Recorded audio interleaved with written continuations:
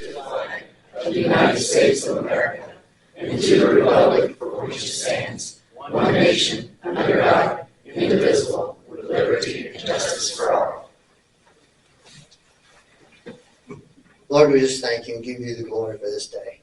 Lord, as we proceed with this new year, the challenges and changes we must put in front of us and to do our best to do your will. Lord, we know it's your resources that overcome. It's your resources that we look to. We can do nothing on our own. So, Lord, we ask for your special guidance and your special mercy to help us, to guide us along.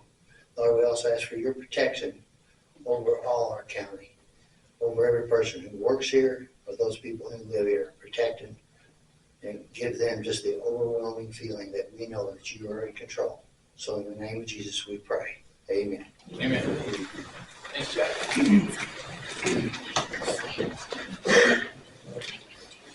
Next up on the agenda is the approval of meeting minutes for February 13th, 2025. I'll make a motion to approve the minutes for the February 13th, 2025 meeting. Second. Motion and a second on the floor to approve the meeting minutes for February 13th, 2025. Any more discussion? Seeing none, all those in favor say aye. Aye. All those opposed? Motion carries 3-0. Next up is approval of claims and payroll. Claims and payroll all in order. Thank you, sir. I make a motion to approve claims and payrolls presented by the Clark County Auditor. I'll second. Motion and a second on the floor to approve claims and payroll as presented by the Clark County Auditor. Any more discussion? Seeing none, all those in favor say aye. Aye. Motion carries 3-0. Approval of the agenda. I think we discussed amending the agenda and moving letter C, Mr. Charles, Utica Township Fire Protection District Board up, and shifting everybody back down. Is everybody in agreement with that? And if so, I'll entertain a motion to do so. Do you want to also have public comments after that? Thank you. Yes, any public comments that are signed up to speak on that presentation, we will move to after his presentation or Mr. Charles' presentation. Anything that wants to discuss anything other than that, we'll keep it in its standard form. Does that sound okay? Yes. I'll make a motion to approve the agenda as amended. Second. So the motion and a second on the floor to amend the agenda as discussed. Any more discussion? Seeing none, all those in favor say aye. Aye. Motion carries 3-0. First up is public comment. It looks like everybody here is here to discuss fire territory. So we'll call those. I'm sorry. Mr. Bowling is here to discuss the Veterans Court problem-solving course. Sorry about that, sir. If you don't mind, please state your name and address for the record, and you'll have 3 minutes, and your time will start when you get completed with that. Yeah, my name is Mark Bowling. My address is 2130. You can have a seat. You Oh, can have a seat. sure, thank you. Got to do this. My name is Mark Bowling. My address is 2133 Fountain Crest Circle in Jeffersonville, 47130. So, I came here today on behalf of the Veterans Treatment Court Program here in Southern Indiana that involves Clark, Scott, and Floyd, and Washington County, and some surrounding influences around that. I'd like to say that they gave me an opportunity to change my life for the better. The importance of those kind of programs and problem-solving courts in general is astounding in the way they can impact the community for a positive change. Their case management teams are outstanding. Those specifically, Jackie Estefan, Jamie Miller here in Clark County, and then Aaron Snyder out of Scott County are the ones that are tied in currently. The prosecutors involved in getting me to those programs, all the judges and magistrates involved in those programs. When I tell you that they presented me with an opportunity to change my life, I'll say that I was a known common nuisance all across Southern Indiana for a very long time. And they really, they opened my eyes to see that the justice system really can see something in you that you can't see in yourself. I spent many years feeling like a lost cause, and they guided me, held my hand, encouraged me to grow into the person that I am today. And that person gets to help people today. So I work out of the Floyd County Health Department as a peer navigator, and I work at Sunrise Recovery as a recovery coach. I continue to serve the Veterans Court team as a peer mentor for the guys that are in the program now.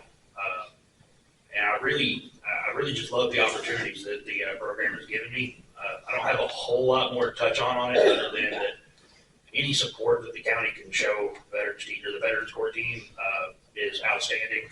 They definitely have earned their place here. I've seen the changes that they've made in several lives, and a lot of those lives I've known from even back when my life was a mess. And when I tell you that there were some hopeless people there, there were definitely some hopeless people there. Me amongst the most hopeless at one point. So any kind of positive influence that they have is just overall a betterment to the community, and I'm grateful for everything that they've given me. Awesome. Thank you. Thank you. Thank you for your honesty in the comments. We appreciate it. Thank you much. Congratulations, by the way. Thank you.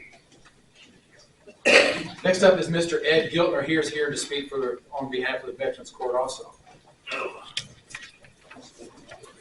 Mr. Giltner, if you could please state your name and address for the record, and you'll have 3 minutes to talk. Semper Fi, by the way. Ed Giltner, 2502 West Road, New Washington, Indiana, 47162. I'm here on behalf of the Veterans Court, but also I want to thank the commissioners and whoever else is responsible for the funding and the support of the problem-solving courts.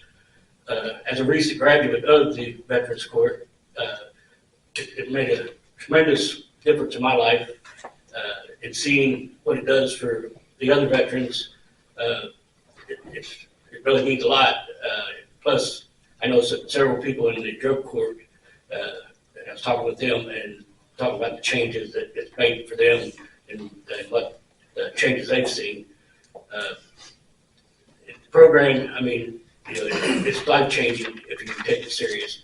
A lot of these guys get out of the service and they just kind of get lost.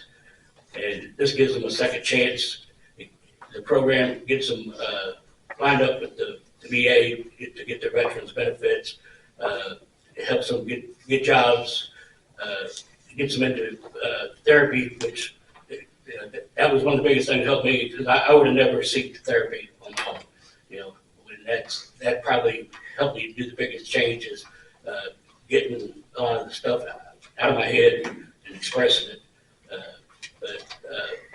I don't really have a whole lot else to say about it, but it is. Well, all the programs are very good, and your funding and stuff is very much appreciated. Thank you, sir. Appreciate it. I think the rest of the public comments that I have signed up for are in relationship to the first presentation. Is that correct? Moving forward, I'll go ahead and move forward to new business. We'll recall the public comment after the Utica Township Fire Protection District Board presents. Mr. Charles, the floor is yours, sir.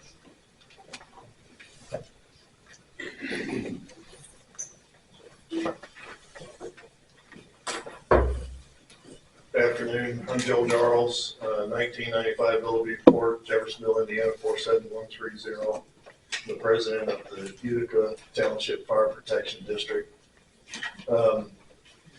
The commissioners have requested information which I provided, and I think you have copies of everything. Yes, thank you. Appreciate that. The second page, where it starts at the top of miscellaneous equipment. When we took over the board of the trustees board, when we got access to the firehouses, this is literally all there is. For a department that was started in the 1950s, you would expect that they would have a lot more property than this, but you ask about property that was disposed of or sold, it was prior to us. In fact, in our lawsuit, the reason that we filed the lawsuit was we began seeing fire-related equipment listed on govdeals.com that we felt belonged to the district or were paid for by the district. And that was the reason that we initially filed the lawsuit, was to stop that. We were able to get a temporary restraining order and then a more permanent injunction later on. Our case was eventually consolidated with the Attorney General's case against the New Chapel groups of companies. You ask about what we had sold. The only thing that we've sold is Station 2, which I reported to this board on in December when Kelly was up for reappointment. I let you guys know that our intent was to sell Station 2 were able to do that. Station 2 served no purpose to the fire district any longer as it's in the city of Jeffersonville. It was only used for the ambulances at that point. Since we were not affiliated with that group anymore, there was no reason to keep Station 2. There's a statement And that's been settled. I know this says the settlement date is 2/20/25. That's been settled. it's been sold. It was closed on. Okay. There's numerous other inventory lists there of equipment that were on the fire trucks. My belief is the only reason that we got the equipment back from the fire trucks is the next morning after the contract was terminated, we went and recovered the fire trucks and took them to a safe location. The bank statements there, we have an accountant now that is the fiscal officer, and she went back and all the way to January of 24. Randy and I weren't appointed until August of 24. She went back and rebuilt this all the way up to January of 24, so we believe that that is accurate. And then Brian, later on today, you asked for the interlocal agreement, which I provided to you guys. Yes, sir. So in my course as president of the district, I've had the opportunity and responsibility to work with the Indiana State Police quite extensively. For a while, I was on the phone with the state police, Jeff Herron, probably 3 times a week on average. Jeff told me, and I confirmed this conversation yesterday, that he had made a call to the 3 of you individually and told you that the previous board was uncooperative and didn't want to turn anything over. He said that he got voicemails for the 3 of you, and he got a call back from the 3 of you with your attorney, Scott Lewis, all, I guess, on a conference call in an office. And he said that one of the things that he suggested to you guys was impeaching the board, since the board was uncooperative and seemed like they did not have control any longer of the district, and was told that would take an impeachment process for cause only, and it was an extended process, so that you guys were unable or unwilling to do that. But I'm curious, did you ask the previous board for reports and updates the way that you just asked us for it? I don't recall, no. Okay. So why then was the lack of oversight? I don't think that you ever did. I mean, according to Tim McDonald, you guys never asked for any updates or information from them during that time. So I'm just curious, why the lack of oversight when Noel seemed to be in charge of the district? I think there was oversight. Okay. I was only on the board 2 weeks, and I had the theft of the fire trucks figured out. So if there was oversight, I don't know why you guys didn't catch that, because it was a system set up where Jamie and his co-conspirators were taking fire trucks that were titled to the district and selling them to a company in Alabama and getting checks written back to one of the New Chapel groups. So if there was oversight, I don't know how that got away from you. But That's because that's your responsibility as a board member.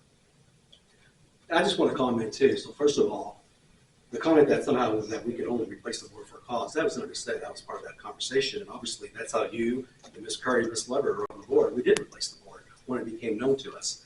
But when you say oversight by Indiana code, your attorney's probably read the statute. There's no direct oversight or supervision legally under Indiana code of the commissioners of the fire protection district. By Indiana code, it's considered a separate political subdivision.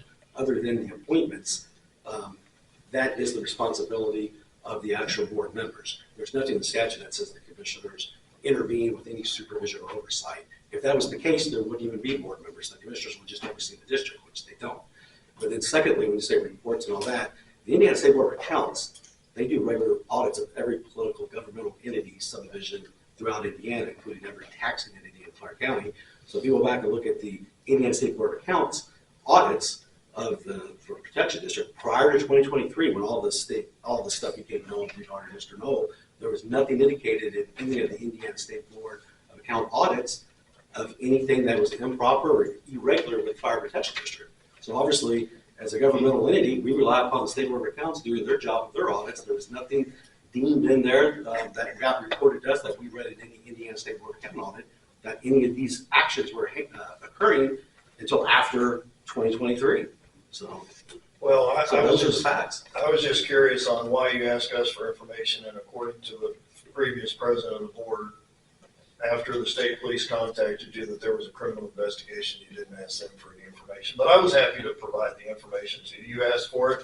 I felt like you were owed a response, and that I was obligated to tell you what our situation was. So I had no problem with that. But if the current board had not acted swiftly, and we acted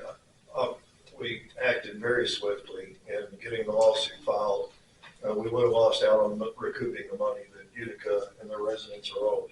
So by the State Board of Accounts report, we're currently owed $408,000 from Utica Firefighters Association, or the New Chapel groups. We've recovered $56,000 of that money so far. There's a lot more that's owed. Civilly, we can go back longer than the 5 years that the State Board of Accounts can go back because it was a criminal matter.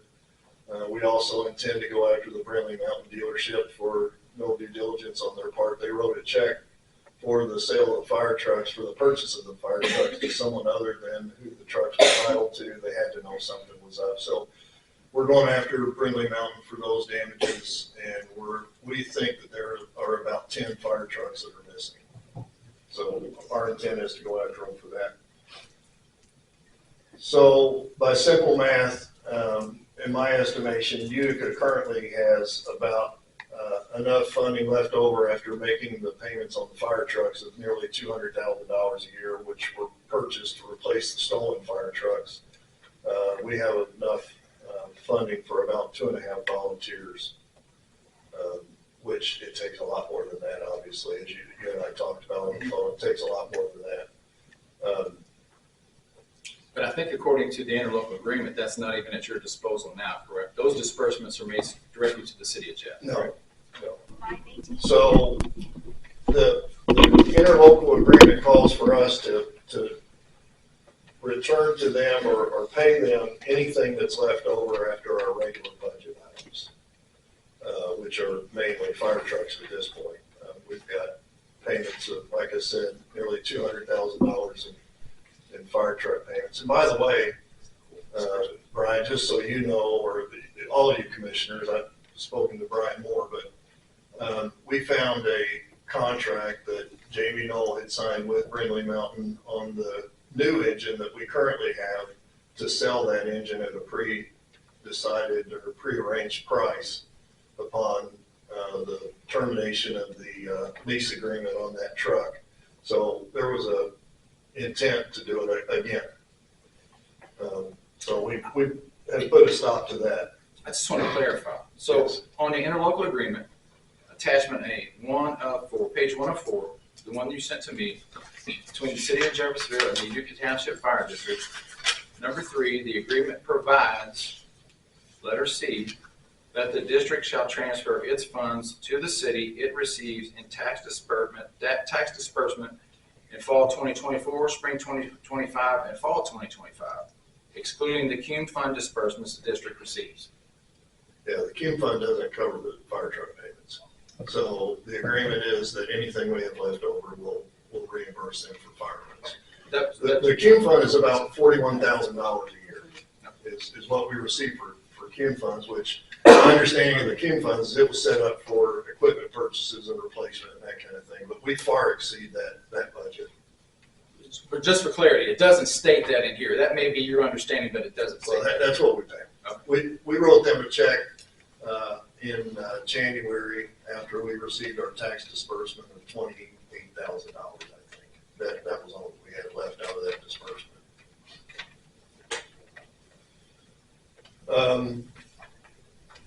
So I'd like to try to talk to you some about the fire territory, because I know that's really the hot topic Brian, you and I have had a conversation about it, but I want you to understand why the district feels like that this is the best move. So the Jeffersonville Fire Department's been in existence since 1871. The current system, we need fire protection for Utica, obviously.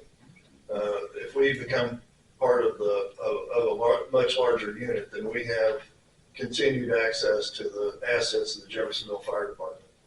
Even if we had enough money to staff one engine, which, as I told you, is about $1.89 million, even if we had enough funds to do that, we wouldn't have access to the kind of equipment. I mean, as I said, that's all the equipment that we have left that's on that one spreadsheet. We wouldn't have access to all that equipment or the special teams or the special training or the professionalism of the Jeffersonville Fire Department. So we feel like we're much better off being part of a bigger unit. In regards to EMS, you guys have had 4 EMS providers in 5 years, and it's sort of like the old cliche, the definition of insanity is continuing to do the same thing over and over again and thinking you're going to get a different result. But Heartland is a company that responds to critical incidents like hurricanes and that kind of thing, helps out Homeland Security in events where communities find themselves in crisis. That's what Heartland is. And they're a for-profit company.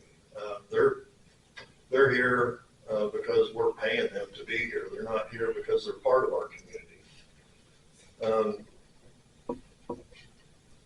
So the outcry seems to have been from politicians and bureaucrats, not from residents.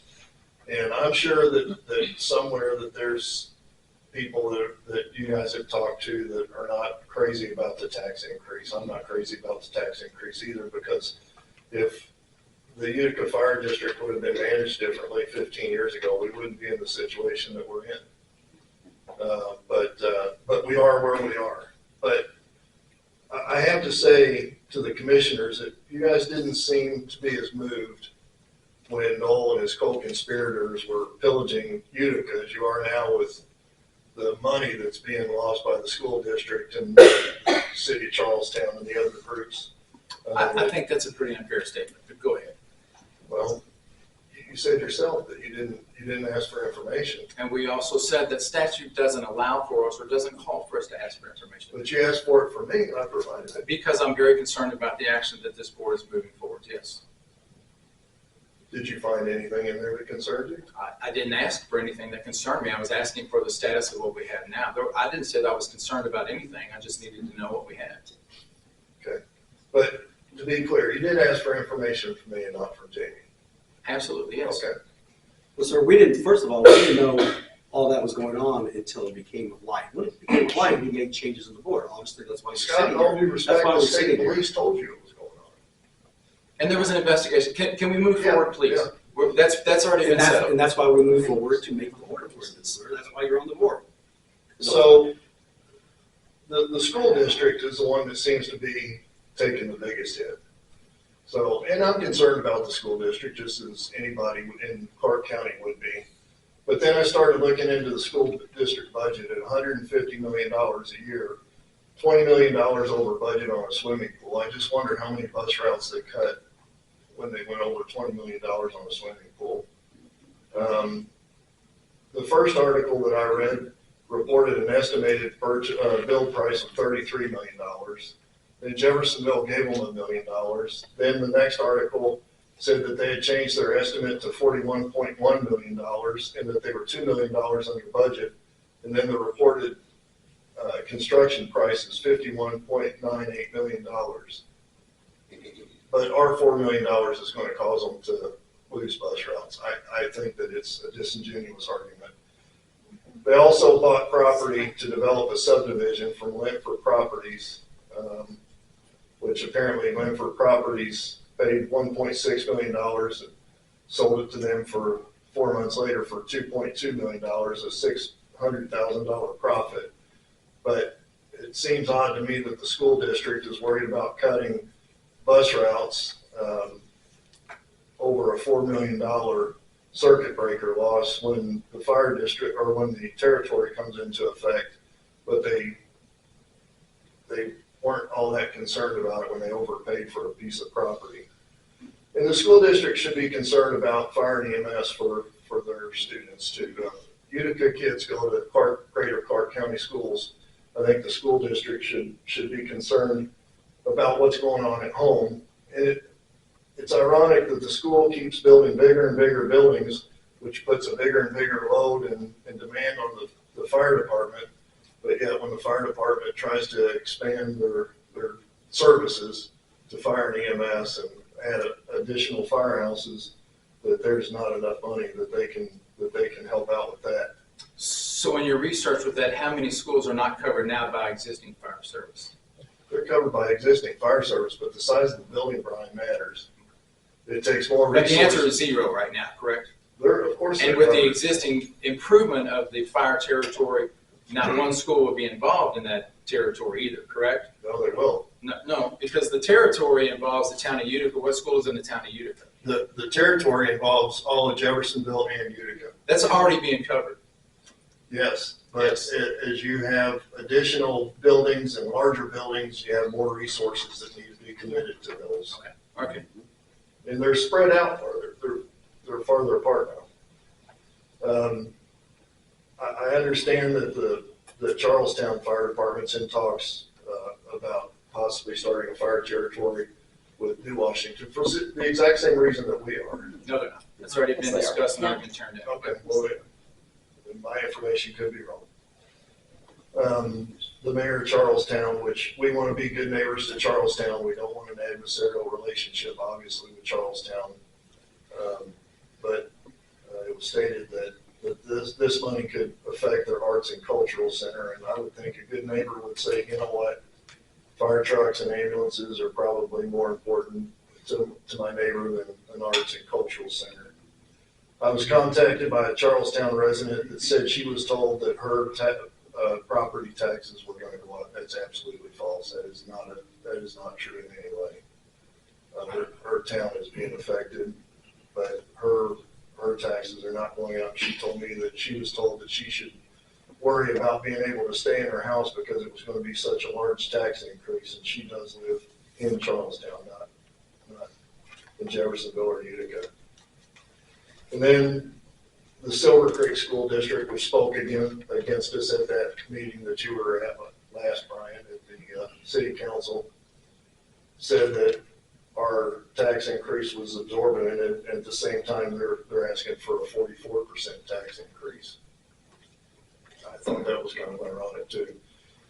So I appreciate the opportunity to be able to talk to you guys and try to hopefully settle some things maybe. I don't think that you're going to be convinced that the fire territory is a good idea, but the town of Utica sure thinks it is. And the residents of Utica sure thinks that fire and EMS is an important service that government should provide. And we agree on that point. I think you do.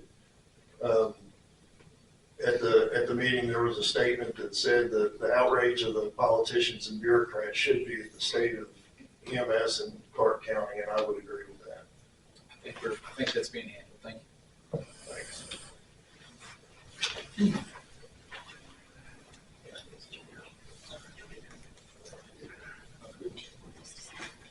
Thanks. So we'll move on to public comment. First up, I think for the sake of time, Mayor Hodges, would you like to speak yet? Mayor, if you don't mind, state your name and address for the record. You'll have 3 minutes. And the floor is yours. Hello, Mayor Treva Hodges. Our address for City Hall is 304 Main Cross. We're on official business, of course, so I'll use that address. Thank you for the opportunity to address the commissioners this evening. And thank you for answering any of the calls that I've made to you, questions that I've had. I really appreciate. You know, it's more than just arts and culture that's affected in Charlestown. There were a lot of statements that were left off of that prior comment. In fact, we pay our SROs, 2 of our school resource officers, out of our lit public safety, which is significantly affected by this fire territory. Charlestown stands to lose just shy of $500,000 over the next 3 years and more following, because the projections only go out to those 3 years. Those circuit breaker impacts happen every year from now on. It's also been stated that we will recover because of our growth, and that's simply not true. Because as you know, once you lose a portion of your levy, it's gone forever. You don't get it back. So this does have a huge impact on my community. Now, am I going to let my community suffer and lose school resource officers? I will do everything in my power to not let that happen, which means I'll be pulling from other portions of my budget to cover this gap. I'm really hopeful that Senate Bill 1 won't make that even harder to do, and that I won't have to start laying people off, because that does start to affect people's everyday real lives. The people who work in the city of Charlestown are real people. They have bills to pay, they have children to take care of, and that's important. But arts and culture is more than just something that's flippant. The Arts and Culture Center that we're using some of our edit money to pay for this year to refurbish is home for our Senior Citizens Club. Charlestown has the most populated Senior Citizens Club in the county, in fact, and that interaction that they have every Tuesday is critical for their mental health and well-being. It would be a shame to see their programming suffer because of a decision of this magnitude. I've covered in other meetings how this fire territory would negatively impact the city of Charlestown's budget, but what I want to bring with you tonight is an invitation. I understand that this commission cannot make a decision about the fire territory as it stands, but what we can do is we can come together as community leaders, and we can find larger solutions to the problems that have motivated Jeffersonville and Utica to reach this point. EMS is an issue.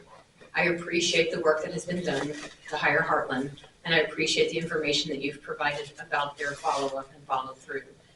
I appreciate the fact that times are getting better and service is getting better. I also acknowledge that we have a way to go before we reach perfection, and I hope that we'll continue to work towards that. I also appreciate very greatly the need for Utica to have fire protection. I think that's significant. So I want us to all come together as community leaders. Jeffersonville, Charlestown, the commissioners, county council, Sellersburg, Clarksville, Borden, New Washington, the schools, everybody that's affected. And so I hope that this invitation will be well received. And I hope that we can come together, find a solution, and follow this fire territory as I've been asking the council to do, so that we have time. It might be the best solution. I don't know that. You don't know that. But let's continue to encourage them to pause it while we have time to evaluate it.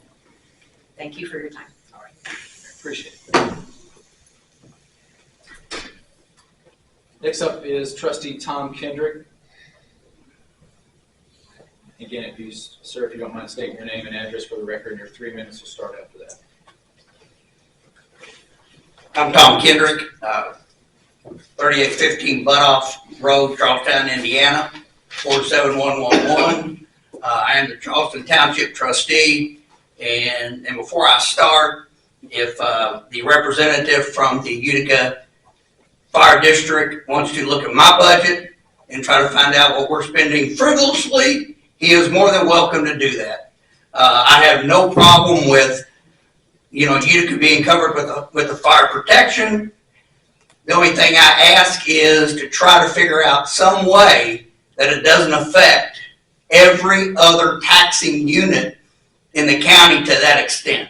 I had my budget guy, Reuben Cummings of GFC, run Baker Tilly's numbers for the impact for Charleston Township. It's going to cost us over $11,000 every year. He says, in his opinion, one thing we need to focus on is that lost revenue that we're going to have every year that we're not going to be able to recover. It's not just the 3 years projected, it's out further than that.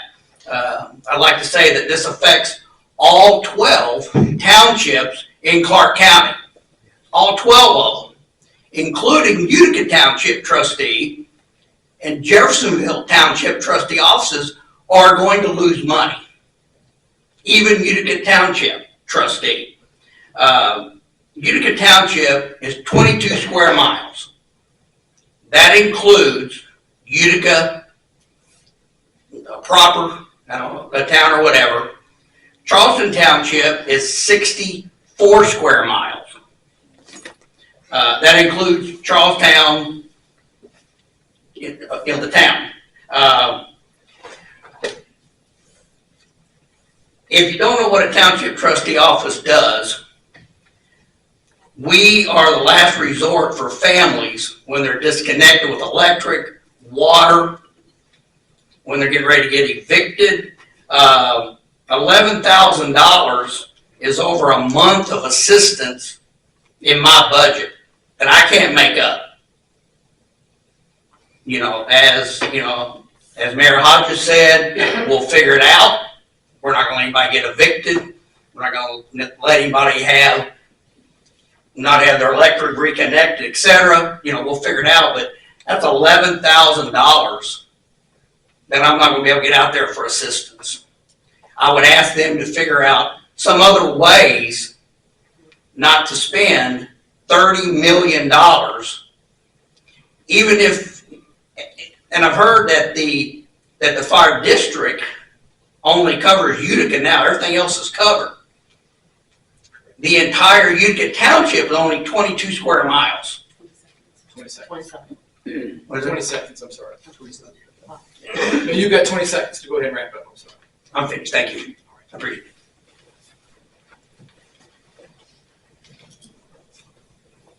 it. Next up is Sean Bostick. Mr. Bostick, you state your name and address for the record, and you'll have 3 minutes, sir. Yes, sir. Thank you. Sean Bostock, 1380 Country Club Road, Corydon, business interests throughout Clark County. Thank you for allowing me to speak today. Lit tax, local income tax, correct?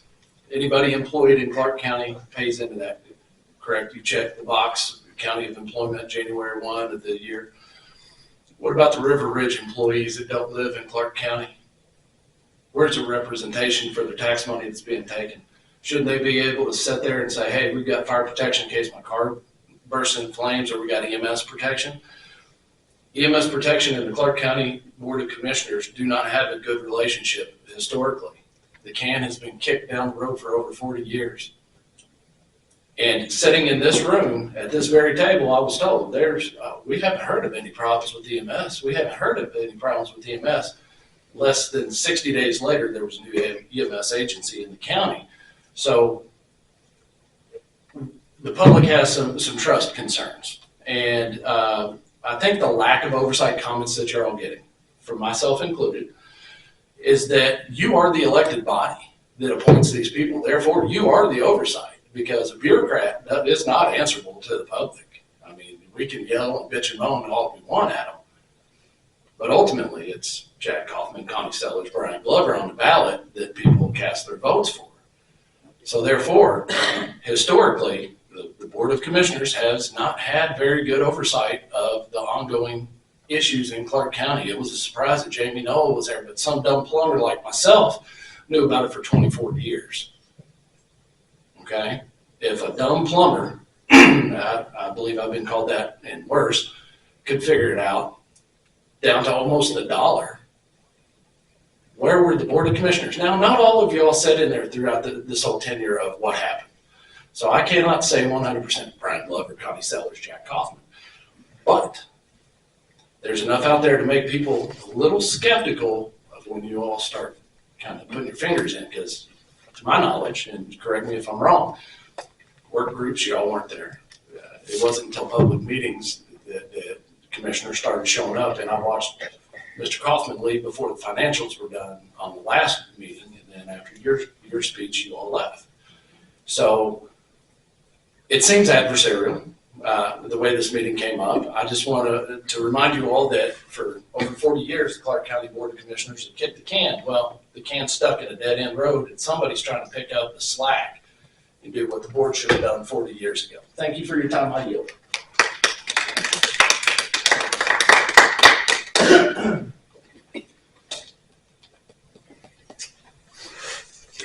Before I mess this up, I'm going to just say Mr. and Mrs. Romans. I'm sorry, sir, I couldn't read your first name. Would you state Joseph? I wanted to guess that, but I didn't want to go there. So if you don't mind, state your name and address for the record, and you have 3 minutes, sir. Joseph Romans, go by Joe. I live at 312 South 4th Street here in Utica. And I just want to give you a little bit of experience on what we experience as services. We're not asking for a cultural center and Christmas decorations and a riverfront park. We're just asking for basic human needs. About 2 weeks ago, I had a medical episode. I live 4 houses from the Utica Fire Station. From the time it happened, I basically waited an hour to call 911 because I was excessive vomiting to the point I couldn't breathe. My brother was there. He called 911. It took 20-ish minutes for the Utica police to get there. It took 35 minutes for the ambulance to get there. I don't know where they came from. It was determined by these 2 women that I needed to go to the hospital. Well, first of all, I called you because I felt like I needed to go to the hospital. They decided they couldn't get the gurney in my house to put me on it. Although I've had a handicap ramp built on that house since 1990 because my father was in a wheelchair. I sleep in the same bedroom I grew up in. They decided to call the fire department. That was another additional 15 minutes that it took. They literally brought a tarp, rode me off the sofa. I couldn't sit up. They asked me to walk to the ambulance. I couldn't. The dizziness, the vomiting. They literally brought a tarp, rode me off the sofa onto the tarp, drugged me through my house, flopped me onto the porch, and then rolled me off the porch onto the gurney, and the overhang, the snow and the ice and the rain was dripping in my face. And I said, please move me because I'm drowning. They got me to the ambulance, and the EMS said, what hospital do you want to go to? And I said, Norton Brownsboro Road. And she said, I don't know where that is. I think you need to go to the closest hospital. And I said, it is. It's 1.5 miles here because we have the new bridge. Clark County is 8 miles. Floyd County is 13 miles. I literally gave them directions as I'm laying in the ambulance going, you just stopped at a stop sign, go to the next stop sign and take a left. Go to the next stop sign, go through it. Go to the next stop sign, take a right. Okay, we're now in the tunnels. I can feel it. We're halfway. That's the service we're getting. We deserve better than that. Everybody in every township in every county deserves better than that. You know, for the article for Greater Car School yesterday, that was such an insult. If they can spend $51 million on a pool, we can have decent medical service and fire service. Thank you.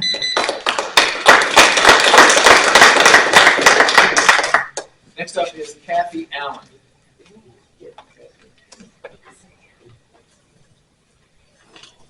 My name is Kathy Allen. I live at 712 Utica Sellersburg Road in Utica. I came here tonight and I've worried about this all day as to what to say tonight. And to me, it basically boils down to Utica needs and we deserve adequate fire protection. If that comes with EMS coverage as well, then hey, I'm all for that. Our community is where it's at right now with fire protection due to the previous administration of the fire that chose not to do what they were supposed to do, that were allowed for years to do what they technically shouldn't have been allowed to do, and that's left us in a mess. Not saying it's anybody here's fault, not saying it's anyone else's fault. The man who was involved with it is currently sitting in jail. But that doesn't mean that our community doesn't deserve the fire protection that we should have had all these years. These men and women that you all appointed for us now that they're digging in and they have found a way. I've been to every fire board meeting that they have had.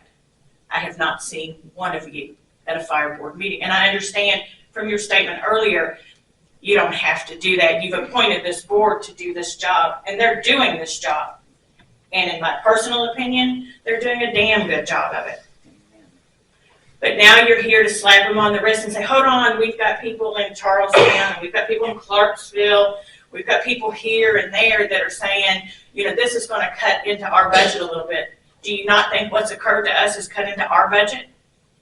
What's occurred within Utica has cut into the budget and the funding that we have to pay. We're having to replace fire trucks that should be sitting in those fire buildings right there, right now. I don't know what has happened. Well, I do know what's happened. I think you all do too. But we need this fire protection. I don't know what's going on that all of a sudden at the third meeting, you're totally against it, it appears, at that meeting that you spoke at. You are totally against it. Where were you when they were putting all this together? Why weren't you there offering us help? Treva has come to 2 meetings that I've seen at the last meeting and this one, where she's saying Charlestown's going to take a big hit. Utica's already taken a big hit. We're getting hit with higher tax rate go-ups than anybody because the prior fire board that the commissioners at that time appointed failed to do their job. They failed Utica. And as someone pointed out earlier, we didn't vote those people in. We voted you people in. And it's your responsibility, in my opinion, to stand up and say Utica deserves this. And we're gonna take care of Utica because we've screwed them over long enough.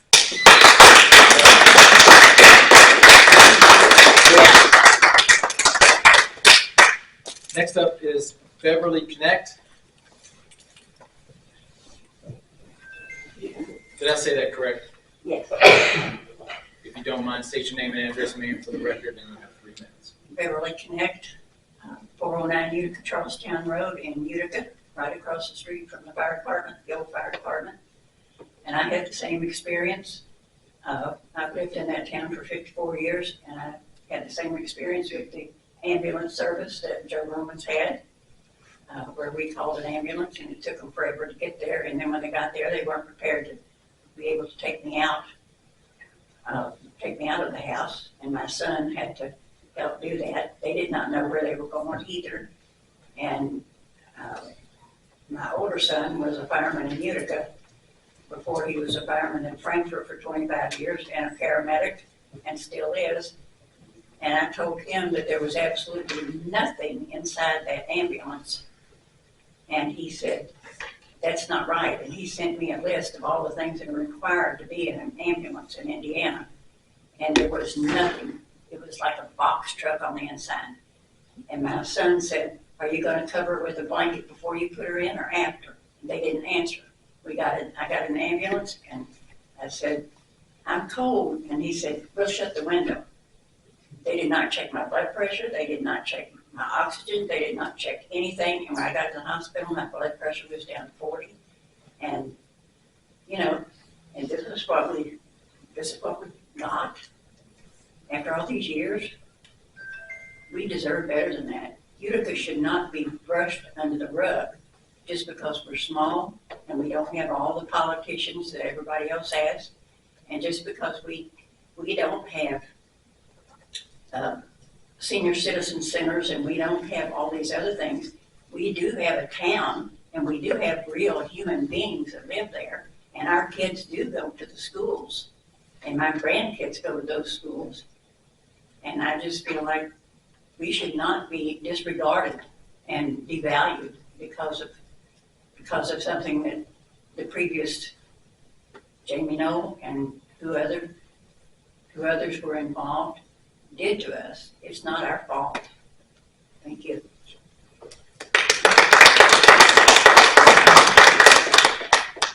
Kelly Curry. State your name and address for the record, ma'am, and you'll have 3 minutes. Thank you all so much. Kelly Curry, 4819 Sentinel Road, Jeff. I come here all the time. Y'all know me well. I probably could recite my address anyway. But when I came to this board, when I applied to be on this board, Scott and I, he checks, see if I met the requirements to be on this board. And I did, having had county council experience. Those other 2 members, as you all know, I had a very difficult time getting a hold of any of them. You all weren't able to provide me their phone numbers or contact or anything like that. And it just, it's been a process for me all this time.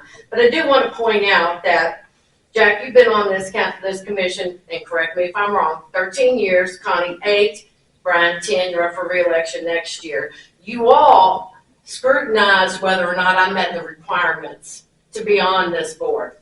Yet when you reappointed those people, because they all have staggered terms and they're limited terms, you didn't bother, or someone didn't bother to check and make sure they met those requirements. Okay, so I think that was negligent on your all's part.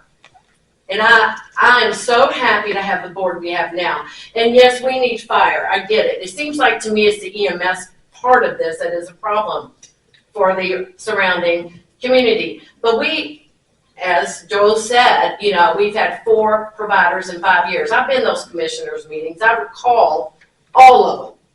We have a CIA Citizens in Action report and a compilation of EMS where Dr. Yazel states, if it's a fire base, if it's a municipal base, we've got to do something. Well, we've got Heartland at the moment. And I recall going up to Scott in particular when you all signed that contract in November, asking, whoa, you all know, and you all know that we were in discussions on a territory since back in June. It was in the paper. Okay, you can always verify that, or your minutes. And Scott, you said, now Kelly, you know me. You know I provide that carve out. Okay, and that was reported by Mr. Breeze, that's you, right? Over there, that there was a 120-day carve out in case Jeff stood up their own EMS. So it's just really difficult for me to understand. We know we need fire protection, but why now? Why? You all are not receptive, and that's what I gather. Maybe I'm assuming incorrectly. You don't want that EMS. You've got how many millions left in the American Rescue Plan? It's time to rescue everybody and get an EMS. Get this right. Quit giving us issues. We have worked our entire rear ends off. And I do talk loud. I'm not yelling. I'm just loud like Mr. Kendrick. Okay? So I really don't need a microphone. But, you all have money. I've yet to see you give it out for EMS, except for Jamie Nolan. Thank you, Ms. Curry. You gave it out to him.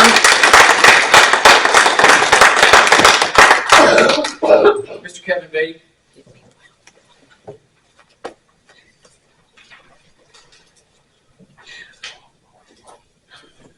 Good evening, Kevin Beatty, Town Manager, Town of Clarksville, 2000 Broadway, Clarksville. I'm not going to restate all the comments that I've made at the second and third public hearing that was held in Jeffersonville. But what I would like to bring before you today is additional news.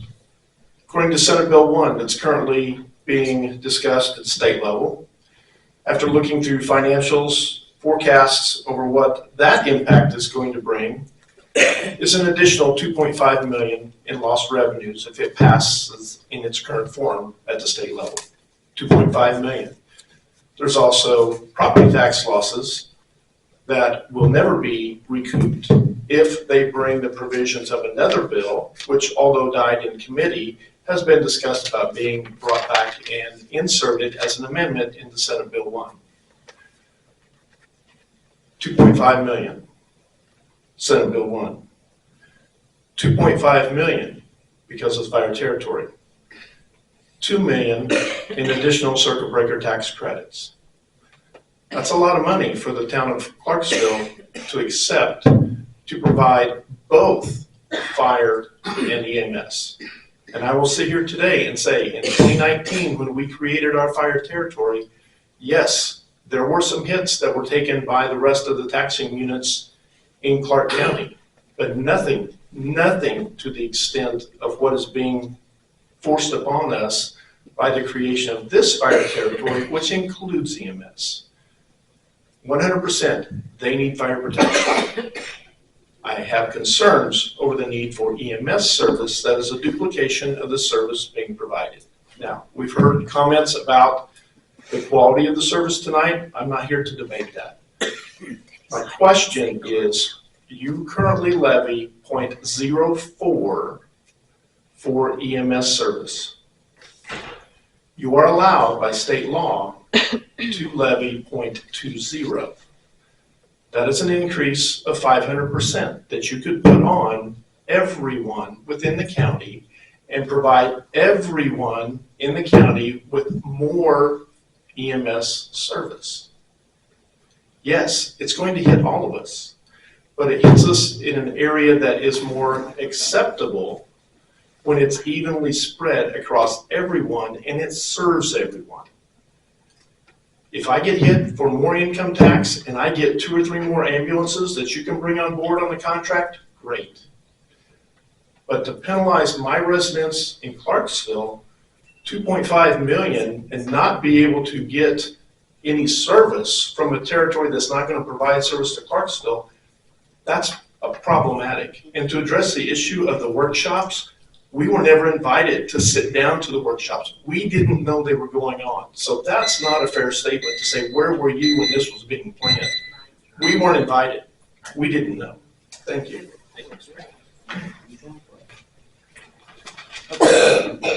Okay, that is all for public comment. We will move on through our agenda, moving on through new business. Next up is the the petition to vacate part of an easement for estates of Elk Run.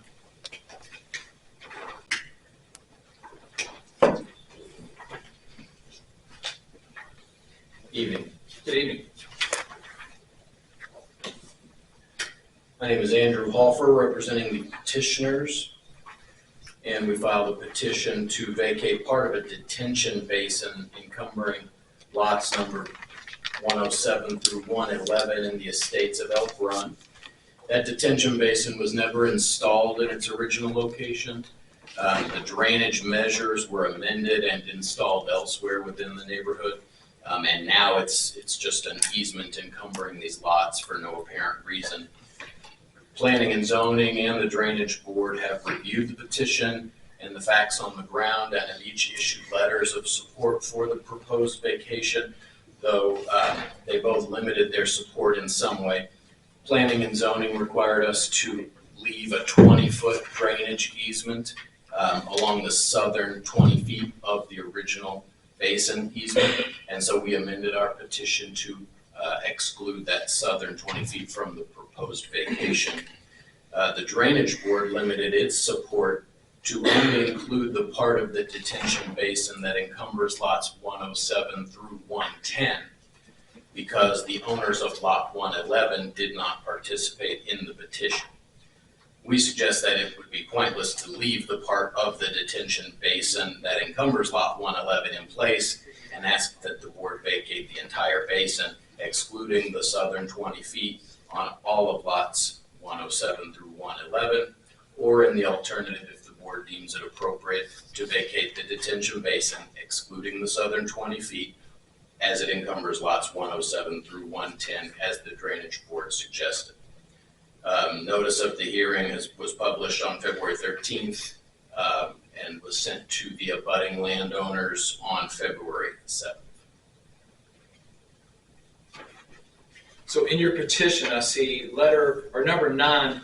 That's including the 20 feet that planning and zoning was asking to carve out, correct? We are asking to vacate the basin, all but the southernmost one. All but okay.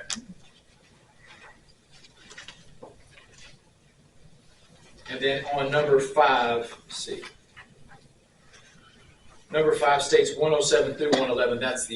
That's the entire basin, including those that didn't participate in the petition, correct? Yes. Okay. Just to make sure.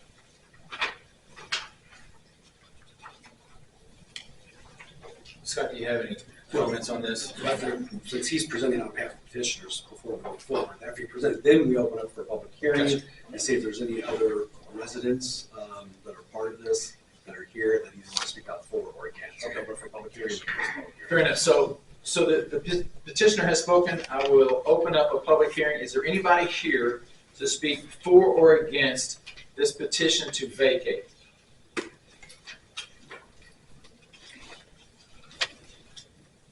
I have something. Yes, Ms. Curry. Want me to come forward? By all means. Okay. I do see Kelly Curry, 4819 Salem Mill Road, Jeffersonville. I do see where there is on the agenda a petition to vacate part of the easement. Did the citizens realize this was also a public hearing? Because it's not stated as such on the agenda. It was duly advertised according to As a the public code hearing? in the News and Tribune. Okay. The proof of publication is underneath. I just wanted to verify This is the that. copy at the attorney. I Okay. spoke with the attorney, all the procedures, the notice of public hearing was duly published at least 10 days before. Okay, because I didn't realize it was. And the certified mail to the contiguous landowners. Okay. Have been mailed, the green cards and the mailings all been sent. Thank you. Sounds like you did your due diligence this time. Is there anybody else here to speak for or against this petition to vacate? Seeing none, I'll go ahead and close this public hearing. And before the commissioners is a petition to vacate part of a detention basin easement. The way it's written here, I'll draw the attention to number 5. This is the entire basin, including lots 111, that the petitioners did not participate in the petition. Did I say that correctly? Yeah, the owners of 111 didn't sign. Okay.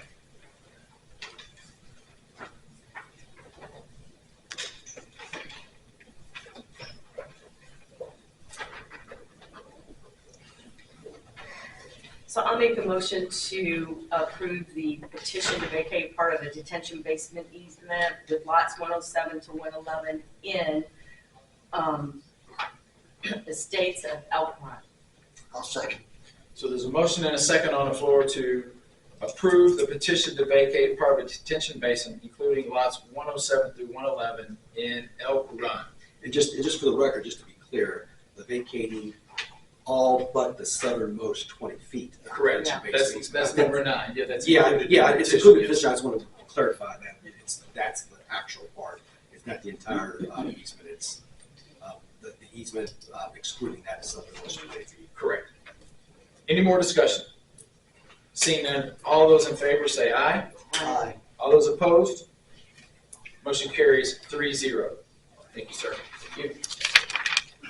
Next up is the bid opening for police vehicles for the sheriff's office. Yes, so the sheriff had prepared a notice to bidders, which was duly published twice in the News and Tribune, pursuant to the code.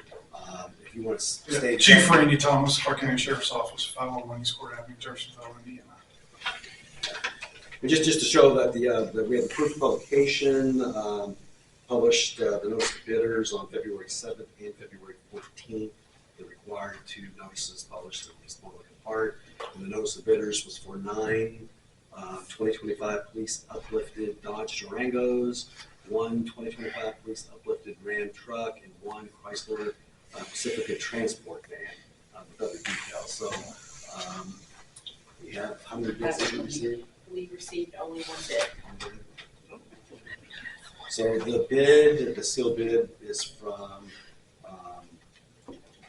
John Jones Police Pursuit Vehicles, 1520 South Jackson Street, Salem, Indiana.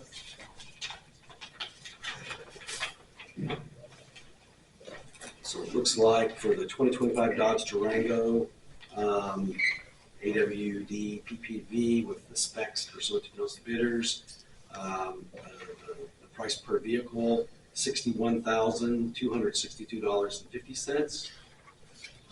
The bid for the 2024 Ram Crew Cab, price per vehicle, $64,971.50.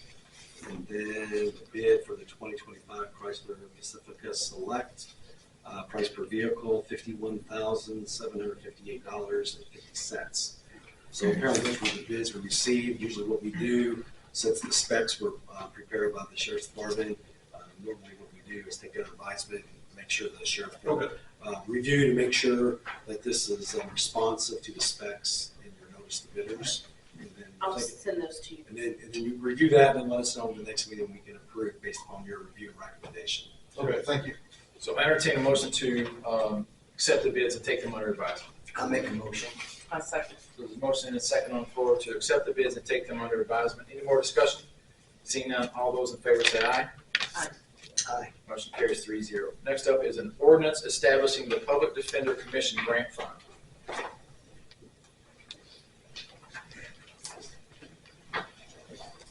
And this is ordinance number 6-2025. Good evening, Mickey Weber, 219 Linwood Drive in Clarksville. I'm here on behalf of the Public Defender's Office. Formerly the Indiana Public Defender Commission, now the Commission on Court-Appointed Attorneys, has created a pilot program to look into the feasibility of reimbursing for the misdemeanor services we provide. 40% of the public defender services for felony matters and juvenile matters is already reimbursed by the Court-Appointed Attorneys Commission, and they are looking into the possibility of reimbursing misdemeanors. To further that goal, they've started a data collection pilot program, and they've approved our participation in it. They've awarded us $17,000 plus to collect that data. That number is figured to be enough to pay a full-time administrative person to collect data between now and the end of June. If we then proceeded to participate in the larger misdemeanor pilot program, that employment can be continued on and paid for by the commission, or it can terminate at the end of June. I'm asking this board to create the fund so that then next week I can ask the council to appropriate that money so that we can spend it and be reimbursed 100% of that money by the Commission on Court-Appointed Attorneys. It would cost no money to the county whatsoever. So before us is ordinance number 06-2025. This is to create fund number 9152. I make a motion to approve ordinance number 6-2025, an ordinance establish the Public Defender Commission Grant Fund, with the fund number being 9152. I'll second. Motion and a second on the floor to approve ordinance number 6-2025, which is an ordinance establishing the Public Defender Commission Grant Fund with a fund number of 9152. Any more discussion? Seeing none, all those in favor say aye. Aye. All those opposed? Motion carries 3-0. Thank you very much. Well, have a good evening. Next up is the CyberTech Microsoft Annual Licensing Agreement. Yes, as you know, some years ago, Microsoft requires the annual, or they have a license agreement per Microsoft 365 for each unit computer that the county has. So currently, the price will fluctuate on a monthly basis depending upon how many employees are actually working for the county at that time. Sometimes that fluctuates if people are retiring or leaving. So right now, with the quantity of the Microsoft 365 Business Premium, the Microsoft 365 Business Standard, and the Exchange Online Plan, right now, that monthly amount is the annual license agreement on a monthly basis is $5,239.35. So Microsoft requires these to be done on a yearly basis. So this would be the 12-month agreement effective from today's date, and the price is there for each of those three Microsoft 365 services. And these come out of the IT fund, correct? Yeah. Because our current 365 will no longer be supported by Microsoft effective October. And this is effective 1/1/25, or is this No, this effective is effective today. Today, it would be effective today. So that there would be a 12-month agreement at that fixed unit price. The Microsoft 365 Business Premium is $22.80 per unit price. Microsoft 365 Business Standard is $12.50 per unit price, and the Exchange Online plan is $5.75 per unit price. Gotcha. Okay.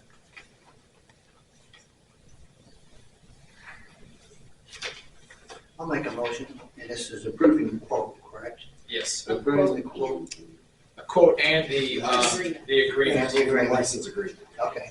I'll make a motion to approve the quote and the agreement from CyberTech for the Microsoft annual licensing agreement in the amount of $5,239.35.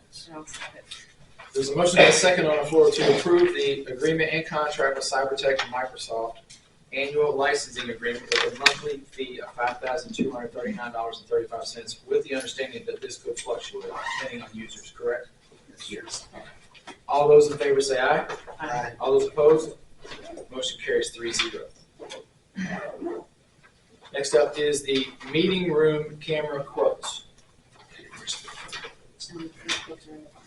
Yeah, so as you know, effective July 1st, the Indiana law requires the local governments to do live streaming for various boards for meetings. So we've already approved a contract with the software company and the license for all the software and services that are involved in the live stream. So this is the final piece to that system.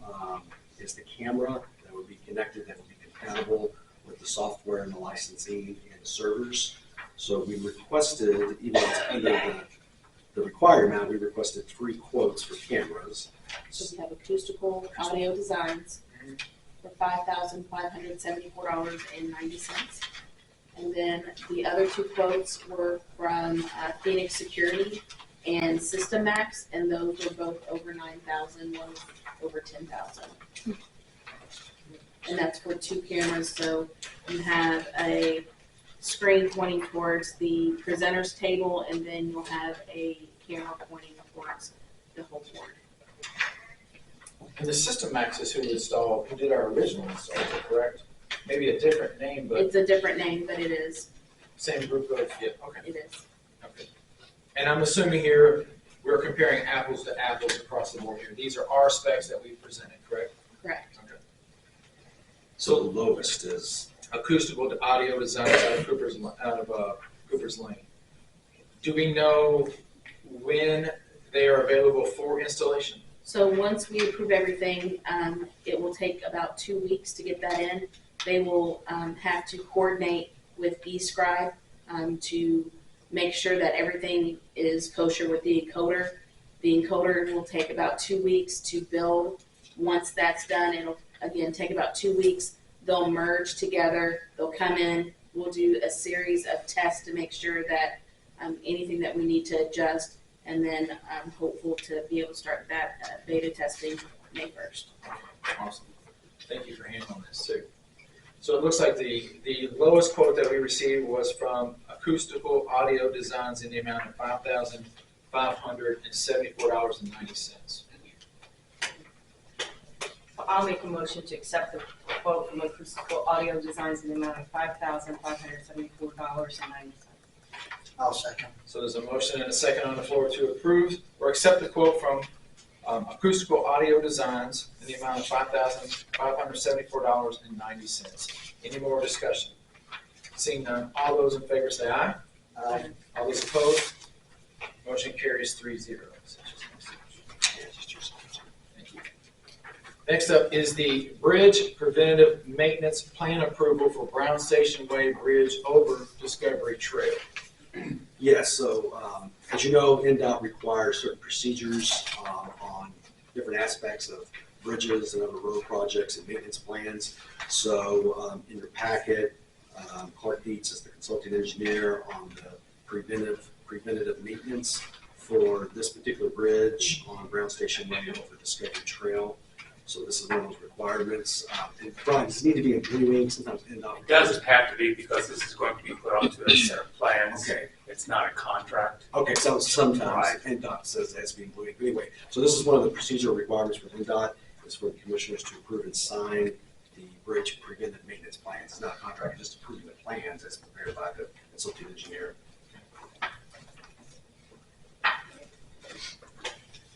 So I'll make a motion to approve the Bridge Preventative Maintenance Plan for Brown Station Way Bridge over Discovery Trail. I will second. So motion and a second on the floor to approve the Bridge Preventative Maintenance Plan with Clark Dietz for Brown Station Way Bridge over Discovery Trail. The only question I have, Brian, is there any type of coordination that we need to make sure we coordinate with the town of Clarksville on this? We've been in contact with Clarksville all along this whole project. Okay. I will inform that they're going to be bidding this out in July. Okay. But I will follow up with that to make sure. Just Yes, wanna they've make been in contact all along. Okay, fair enough. All right. All those in favor say aye. Aye. All those opposed? Motion carries 3-0. And this has all of our signatures. Okay. That is all of our new business. We have old business. We had a request from the Homeless Coalition of Southern Indiana from a request from our opioid settlement restricted funds. That is in your old business tab. If you'll recall, I think the total request was $257,300. I'm not sure if the lady's here from Homeless Coalition. I spoke to her earlier. I don't know where she's at. She got stuck. So you referring to Brandy Turtle? I don't know if that was the name that's presented or not. I think that's who they were sent out. I don't know. Leanne something. Okay. Okay. Okay, fair enough. So she's not here. We heard her, I think this was one meeting or 2 meetings ago. There you see the budget request listed. There was a multitude of things from shelter-based warm handoff services, street outreach engagement programs, wraparound support services, aftercare support services. And number 5 was a required matching funds for a 2025 Covering Kids and Families Benefits Navigator grant. That request was $86,375 for that matching grant.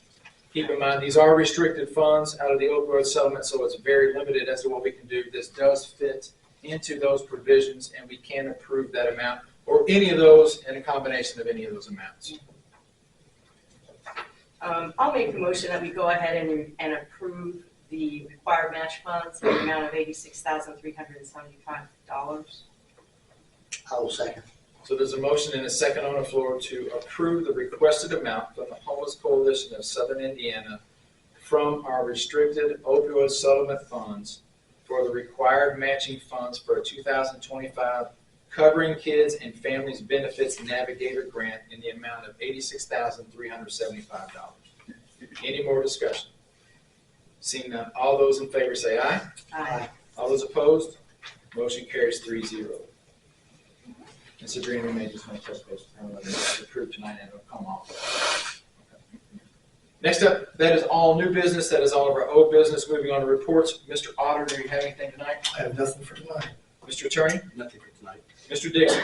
One thing, Brick Church Road was brought to my attention the other day that's in a very, very bad condition. We are going to have to do some special work on that, and we're going to start on that as soon as we possibly can. But you may get some calls from people wanting to know about the condition of Brick Church Road because it probably will be shut down temporarily while we're doing the construction, and you may get calls about it. But So are we doing that construction ourselves in-house? all except for the milling part that we will have to do to take off the top layer of asphalt that is there. It's so broken up, we're going to have to mill it out first. So do we have a schedule as to when we're going? Not yet, I'm working on that. We'll have a meeting Tuesday next week out the garage to go over schedule-wise, because I gotta make sure all the equipment's ready to be done. Okay. Do we know the length of the construction? It's about, time-wise, or how long it'll take for us to do that? That'll be another part of the discussion. It's probably going to take every bit of a week or longer with the road being shut down. But you have adequate alternative routes to get around Brick Church. It's just a good cut through for a lot of people, but those people out there will be somewhat inconvenienced for a while. Okay. The only thing I would suggest is we may want to look at when Greater Park County Schools spring break is and do it during that week. Just food for thought. So, okay. Anything else? That's it. Okay. Sheriff's Department. Chief Thomas. 494 today. Thank you, sir. Appreciate it. Any other elected officials? Seeing none. Any other business? Seeing none. I'll entertain a motion to adjourn. I'll make a motion to adjourn. There's a motion and a second to adjourn. All those in favor say aye.